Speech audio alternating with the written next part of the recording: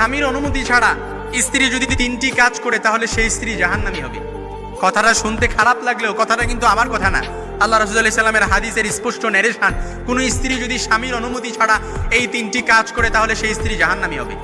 এই জন্য আমার মা বোনেরা ভুলেও যদি স্বামীর অনুমতি ছাড়া এই 3টি কাজ করে তাহলে সে জাহান্নামের দিকে নিজেকে অগ্রসর করতে যায়।